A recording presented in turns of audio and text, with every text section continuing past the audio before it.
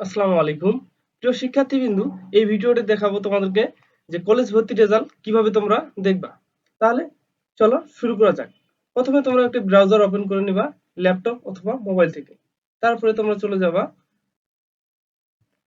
এখানে টাইপ করতে হবে XI মানে হচ্ছে একাদশ শ্রেণী অ্যাডমিশন 2025 দিয়ে সার্চ করতে হবে। সার্চ করার পরে তাদের ওয়েবসাইটে নিয়ে যাবে।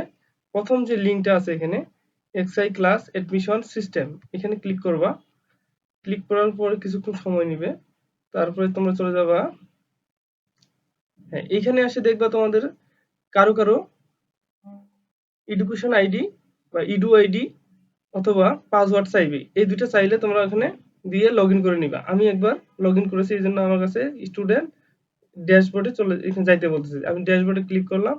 এখানে দেখো তোমরা ভিতরে আমি প্রবেশ করলাম। প্রবেশ করার পর বাম বাম সাইডে তোমরা দেখবা, দেখো এখানে বাম সাইডে চলে আসছে। এই যে দেখো, এখানে দেখো আবেদনকারী সবকিছু চলে আসছে। এখানে বাম সাইডে তোমরা দেখো আমার প্রোফাইল, কলেজ অনুসন্ধান, আবেদন, নির্বাচন। আমি যে কোন কলেজে নির্বাচিত হইলাম সেটা দেখতে হবে। এখানে ক্লিক দিবা নির্বাচনে। নির্বাচনে এখানে নির্বাচন কোথায় করছে দেখো।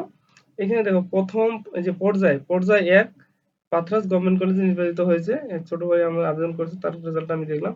এখানে দেখো, তারপরে তোমরা এখানে দেখো নিশ্চয়নের শেষ তারিখ বা শেষ সময় কত, 22/8/2025 রাত 8টা এর মধ্যে নিশ্চয়ন করতে হবে।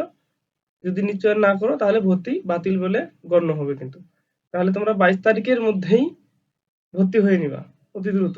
এবং যদি এখানে আরেকটি অপশন লেখা আছে কি, আপনি যদি পরবর্তী পর্যায়ে অন্য প্রতিষ্ঠানে অটো মাইগ্রেশন হন তবে বর্তমান প্রতিষ্ঠানে আর ফিরে যেতে পারবেন না। মানে অটো মাইগ্রেশনের মাধ্যমে যে অন্য কলেজে কেউ হন, তো অটো মাইগ্রেশন যদি হন তাহলে আর আগের যে প্রতিষ্ঠানে ভর্তি হইতে আর কখনো পারবেন না।